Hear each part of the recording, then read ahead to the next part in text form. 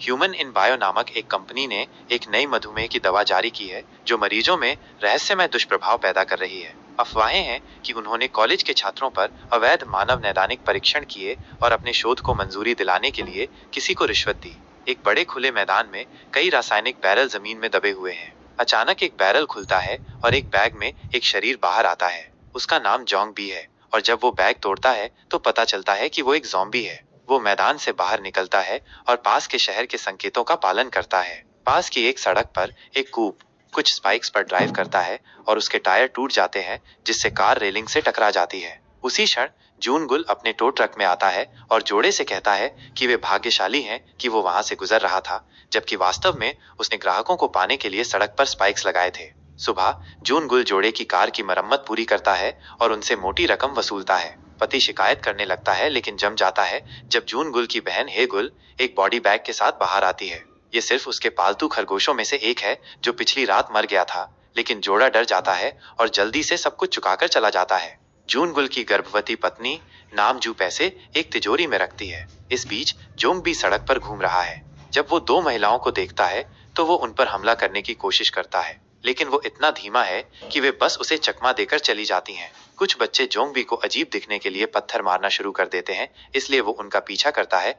लेकिन वे भी आसानी से बच जाते हैं। पीछा करने से जोंगबी आखिरकार एक शहर ढूंढ पाता है, केवल एक बड़े काले कुत्ते के बजाय उसका पीछा करना शुरू कर देता है। पास में जूनगुल के पिता मान डेओक अपने बुजुर्ग दोस्तों के साथ ताश खेल रहे हैं। उसका सपना हवाई यात्रा करने के लिए पर्याप्त पैसे प्राप्त करना है। उसका एक दोस्त जो जल्द ही शादी करने वाला है एक नई टोपी के साथ आता है और हर कोई जलता है कि वो कितना जवान दिखता है। मानदेओक ध्यान भटकाव का उपयोग अपने बुरे कार्ड छिपाने की कोशिश करता है, लेकिन लगभग पकड़ा जाता है, इसलिए वो कमरे से बाहर भाग जाता है, यह नाटक करते हुए कि वो बाहर लगातार भौंकने से निपटना चाहता है। वो काले कुत्ते को डराने के लिए उस पर एक डिब्बा फेंकता है, इससे पहले कि उसे बाथरूम में एक अजीब आवाज सुनाई दे, इसलिए वो जांच करने के लिए अंदर जाता है। एक स्टॉल में उसे जोंग भी मिलता है और वह उसे प्लंजर से मारकर बाहर निकालने की कोशिश करता है, इसलिए जोंग भी भागने से पहले उसे काट कर जवाब देता है। जंगल में हेगुल अपने खरगोश को दफनाना समाप्त करती है। जब वो जोंग बी को सड़क पर भागते हुए देखती है, वो उस पर भी हमला करने की कोशिश करता है, इसलिए वो उसे कमर में लात मारकर रोक देती है। इतने करीब से उसका चेहरा देखने पर जोंग बी को उससे प्यार हो जाता है, लेकिन वह पल काले कुत्ते से बाधित हो जाता है। हेगुल उसे पहचान लेती है और भागने लगती है, इसलिए जोंग भी उसका पीछा करता है। उसी सड़क पर उसका भाई मिनगुल शहर से अपने परिवार से मिलने वापस आ रहा है। हेगुल उसके अभिवादन को अनदेखा करती रहती है और जब मिनगुल जोंग बी को आते हुए देखता है तो वो भी भागने लगता है। अचानक हेगुल गिर जाती है और जोंग बी लगभग उसे पकड़ने वाला होता है, लेकिन वो जूनगुल के ट्रक से टकरा जाता है और उसका शरीर पहाड़ी से नीचे गिर जाता है। परिवार चिंतित है कि कहीं उन्होंने उसे मार तो नहीं दिया, लेकिन जब वे उसे देखने की कोशिश करते हैं तो जोंग भी भाग जाता है। बाद में घर पर भाई बहन इस बात पर चर्चा करते हैं कि क्या उन्हें मुकदमा होने से बचने के लिए उस रहस्यमय आदमी को ढूंढना चाहिए। उसी क्षण एक एम्बुलेंस मान डेओक को छोड़ जाती है, जो अपने बच्चों की चिंताओं को अनदेखा करता है और काटे जाने पर गुस्सा करने के लिए अपने ट्रेलर में प्रवेश करता है। उस रात कस्बे में कोई सो नहीं पाता क्योंकि काला कुत्ता जोंग बी पर भौंकता रहता है। मिनगुल सो नहीं पाता क्योंकि वह अपनी स्थिति को लेकर चिंतित है, जिससे पता चलता है कि उसे निकाल दिया गया था और यही असली कारण है कि वो अपने परिवार के घर आया था। हेगुल एक पुरानी कार के अंदर छिपी हुई है और अपनी मृत माँ की तस्वीर देख रही है जब उसे गैराज में एक आवाज सुनाई देती है। वो अंदर भागती है और परछाई में किसी को देखती है। मानडेओक जल्द ही उसके साथ जुड़ जाता है और जब वे लाइट चालू करते हैं तो उन्हें जोंग भी खरगोशों की पत्ता गोभी खाते हुए मिलता है। एक क्रुद्ध मानडेओक बदला लेने के लिए जोंग बी पर हमला करने के लिए एक फावड़ा पकड़ लेता है, जबकि हेगुल बाकी परिवार को लेने के लिए भागती है। जून गुल गैराज में भागता है और जोंग बी को लात मारने के लिए कूदता है, जो पीछे गिर जाता है और गलती से एक धातु की छड़ पर गिर जाता है। परिवार घबरा जाता है क्योंकि उन्हें लगता है कि उन्होंने एक आदमी को मार डाला है, लेकिन जोंग भी ठीक है और बस छड़ से अपने शरीर को हटाने के लिए आगे बढ़ता है। डर के मारे चीखते हुए परिवार गैराज से बाहर भाग जाता है और उसे फंसाने के लिए दरवाजा बंद कर देता है। करीब से देखने पर मिनगुल को एहसास होता है कि जोंग भी एक ज़ॉम्बी है और वो अपने रिश्तेदारों को अपनी बात साबित करने के लिए अपने फोन पर एक ज़ॉम्बी फिल्म दिखाता है। अब हर कोई चिंतित है कि मान डेओक बदल जाएगा, इसलिए नामजू उसे एक पेन से मार देती है। वे बेहोश मान डेओक को उसके ट्रेलर में डाल देते हैं और सुनिश्चित करते हैं कि हर दरवाजा और खिड़की बंद है।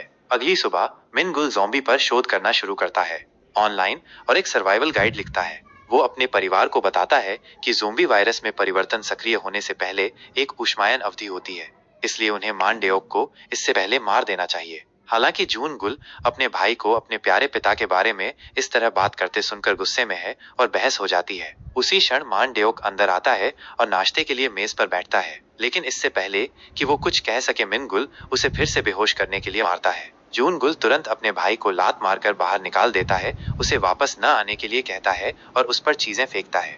गैराज में जोंग भी बंधा हुआ है और हेगुल उसे कुछ पत्ता गोभी खिलाती है। वह उससे संवाद करने की कोशिश करती है, लेकिन कोई प्रतिक्रिया नहीं होती है।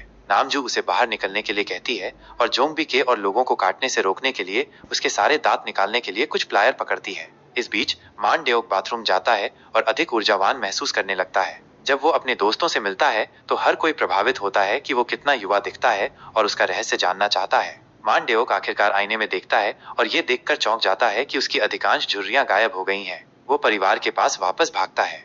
गैराज और खुशी में नाचते हुए उसे काटने के लिए जोंग बी को धन्यवाद देता है। भाई खिड़की से देखते हैं और सोचते हैं कि वो पागल हो रहा है, इसलिए मिनगुल जोर देता है कि उन्हें उसे मार देना चाहिए, लेकिन जून गुल उसे दूर धकेल देता है। मानडेओक का एक दोस्त उससे मिलने आता है और उससे उसकी युवावस्था के पीछे का रहस्य भीख मांगता है, यहाँ तक कि पैसे देने की भी पेशकश करता है। पहले तो मानडेओक मना कर देता है, लेकिन जब वो आदमी हवाई के टिकट के लिए भुगतान करने के लिए सहमत हो जाता है तो वो अपना मन बदल लेता है। जब पुरुष बातचीत कर रहे होते हैं तो मिनगुल अपने पिता को मारने की कोशिश करने के लिए पास में एक हथियार के साथ छिपा होता है। हालांकि जब वो पुरुषों को बात करते हुए सुनता है तो वो रुक जाता है और उसे एहसास होता है कि ज़ोंबी एक व्यवसाय का अवसर है। कुछ ही क्षणों बाद मानडेओक के सभी दोस्त ढेर सारे पैसे लेकर आ जाते हैं, क्योंकि वे भी युवा दिखना चाहते हैं। मानडेओक मदद करने के लिए सहमत हो जाता है, लेकिन जब वो गैराज खोलता है तो ज़ोंबी गायब हो जाता है। पता चलता है कि मिनगुल ने जोंगबी को टो ट्रक में किडनैप कर लिया है और अब वो फोन पर एक दवा लैब के साथ बिजनेस डील करने की कोशिश कर रहा है।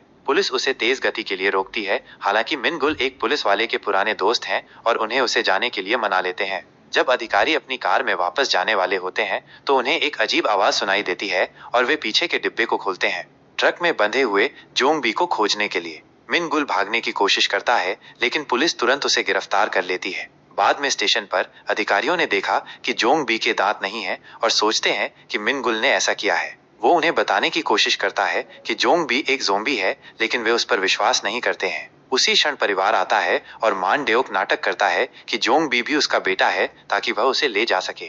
घर पर मानडेओक घोषणा करता है कि वो हवाई जा रहा है और भाई इस बात पर लड़ने लगते हैं कि जोंबी को कौन रखेगा। बहस तब बाधित होती है जब हेगुल को पता चलता है कि जोंग बी के दांत गायब हैं। परिवार सोचता है धंधा खत्म हो गया, लेकिन मानडेओक को एक आइडिया आता है। एक दोस्त के नकली दांत उधार लेने के बाद वो एक ग्राहक से गैराज के किनारे बने एक छेद में अपना हाथ डालने के लिए कहता है। परिवार हाथ पर केचप डालता है और जोंग भी उधार के नकली दांतों की बदौलत उसे काट लेता है। उन्हें उसे पूरा हाथ खाने से रोकने के लिए वापस खींचना पड़ता है और कुछ आदमी घबरा जाते हैं, लेकिन दूसरे आदमी को कोशिश करते हुए देखने के बाद हर कोई लाइन में लग जाता है। रात के अंत में परिवार ने अच्छी खासी रकम कमा ली है और नामजू वो सब तिजोरी में रख देती है। अगले दिन सभी आदमी तरोताजा महसूस करते हुए जागते हैं और तुरंत कस्बे के चारों ओर विभिन्न कामों में मदद करना शुरू कर दें। हालांकि परिवार ये देखकर भयभीत हो जाता है कि उनके सारे पैसे मानडेओक ने चुरा लिए हैं, जो उन्हें हवाई ले गया था। मिनगुल जोंगबी को फिर से किडनैप करने का फैसला करता है, लेकिन नामजू उसके रास्ते को अवरुद्ध कर देती है। जब वे लड़ते हैं तो हेगुल जोंगबी को टहलने के लिए बाहर ले जाती है। वे एक पत्ता गोभी के खेत में पहुंचते हैं और जोंगबी उत्साह से खाने के लिए बैठ जाता है। हेगुल उसे कुछ शब्द सिखाने की कोशिश करती है, लेकिन वह अभी भी नहीं बोलता है, इसलिए वह उससे पत्ता गोभी छीन लेती है और उसे उसका पीछा करवाती है। वे तब तक मजे करते हैं जब तक कि वे दोनों गिर नहीं जाते और एक समझौतावादी स्थिति में फंस नहीं जाते। ऐसा लगता है कि वे लगभग चुंबन करने वाले हैं, लेकिन जूनगुल जोंगबी को लात मारने के लिए आता है। जब वे ऊपर देखते हैं तो उन्हें सड़क पर कुछ आदमी अजीब व्यवहार करते हुए दिखाई देते हैं। घर पर नामजू और मिनगुल अभी भी बहस कर रहे हैं। अचानक उन्हें जूनगुल भागता हुआ दिखाई देता है, जबकि मध्यम आयु वर्ग के पुरुषों का एक समूह उसका पीछा करता है। यह सोचकर कि स्थानीय लोग जोंबी घोटाले से नाराज हैं, परिवार घर के अंदर छिपने के लिए भागता है। हालांकि ये आदमी भी जवान होना चाहते हैं, मिनगुल उनसे लाइन लगवाता है और परिवार पूरा दिन जोंगबी को स्थानीय लोगों को काटने देकर पैसे कमाता है। हर गुजरते दिन के साथ अधिक से अधिक ग्राहक आते हैं। हेगुल जोंगबी के लिए बुरा लगता है क्योंकि वह एक जानवर की तरह जी रहा है, इसलिए मिनगुल परित्यक्त ट्रेलर को गैराज में ले जाता है और ये जोंगबी का नया घर बन जाता है। आखिरकार वे उसे नए नकली दांत भी दिला देते हैं। एक दिन हेगुल जोंगबी को बाल कटवाने, उसकी गंदी त्वचा को ढकने के लिए कुछ मेकअप और नए कपड़े दिलवाने के लिए शहर ले जाती है। जब वे एक रेस्तरां के पास रुकते हैं तो दूसरी लड़कियां जोंगबी को हैंडसम समझती हैं, लेकिन जब वे उसे सुअर की तरह खाते हुए देखती हैं तो उनका मन बदल जाता है। सारे पैसे की बदौलत परिवार अपने व्यवसाय का नवीनीकरण करता है और अब उनके पास एक उचित गैस स्टेशन है। वे एक के साथ जश्न मनाते हैं, अच्छे मांस से भरा एक अच्छा डिनर, और जोंगबी को उनके साथ मेज पर खाने के लिए आमंत्रित करते हैं। लेकिन वो केवल केचप के साथ पत्ता गोभी खाता है क्योंकि ये खून के साथ मस्तिष्क जैसा दिखता है। रात के खाने के बाद हेगुल मिनगुल को फोन पर बात करते हुए सुनती है। ऐसा लगता है कि वो अभी भी जोंबी के काटने के लिए एक व्यावसायिक सौदा करने की कोशिश कर रहा है, जिससे हेगुल को जोंगबी के भविष्य की चिंता होती है।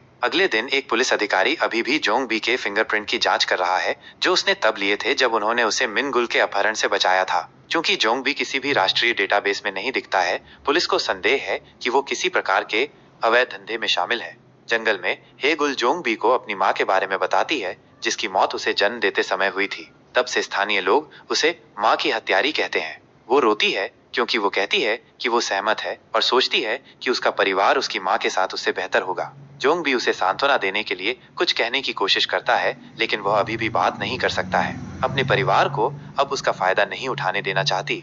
हेगुल जोंगबी को जाने के लिए कहती है और जंगल में जोंबी को छोड़कर अपने घर वापस भाग जाती है। जब मिनगुल देखता है कि जोंगबी गायब है तो वो तुरंत उसे ढूंढने जाता है और उसे पाता है, उसी जगह पर जहां हेगुल ने उसे छोड़ा था। अब भी उसे बेचने के बारे में सोचते हुए मिनगुल जोंगबी को फिर से किडनैप कर लेता है और वे बस टर्मिनल जाते हैं। अपनी सवारी का इंतजार करते हुए मिनगुल एक स्टोर से कुछ ड्रिंक खरीदता है और ध्यान नहीं देता कि क्लर्क उसके खाना पकाने के बर्तन जला रहा है।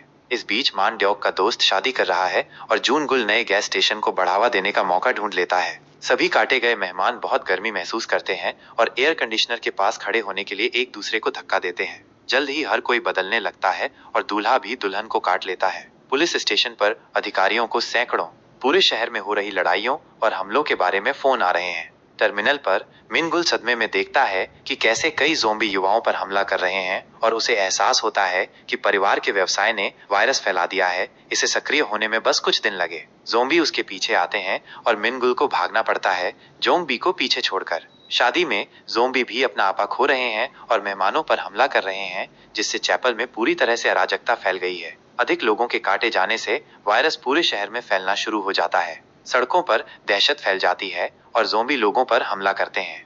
दुकानों में एक ज़ोंबी गैस स्टेशन पर पहुंचता है और हेगुल पर हमला करने की कोशिश करता है, लेकिन नामजू उसे पैन से मारकर गिरा देती है। उसी क्षण एक पुलिस वाला आता है और उन्हें गिरफ्तार करने की कोशिश करता है, यह सोचकर कि उन्होंने उस आदमी को मार डाला है। हालांकि ज़ोंबी जल्दी से ठीक हो जाता है और ऑफिसर पर कूदकर उसे काट लेता है। पूरा झुंड आ रहा है, इसलिए जूनगुल पुलिस वाले की बंदूक पकड़ लेता है और अपने परिवार के साथ स्टोर के अंदर छिपने के लिए भागता है। नामजू और हेगुल दरवाजा ब्लॉक करने के लिए कुछ फर्नीचर धक्का देती हैं, जबकि जूनगुल को खिड़की पर एक ज़ोंबी बना हुआ दोस्त मिलता है। वो संवाद करने की कोशिश करता है, लेकिन ज़ोंबी उस पर हमला करता है, इसलिए उसकी पत्नी को उसे फिर से पैन का उपयोग करके बचाना पड़ता है। फिर तीनों ऊपर भागते हैं और सारी खिड़कियां बंद कर देते हैं। नामजू को संकुचन होता है, लेकिन वह कसम खाती है कि वो ठीक है। हेगुल को अपने भाई की सर्वाइवल गाइड मिलती है और वे कुछ विचार प्राप्त करने के लिए उसे पढ़ते हैं। वे अपने शरीर को कई परतों के कपड़ों से ढक लेते हैं और सुरक्षा के लिए अपने सिर पर बर्तन रख लेते हैं। बस टर्मिनल पर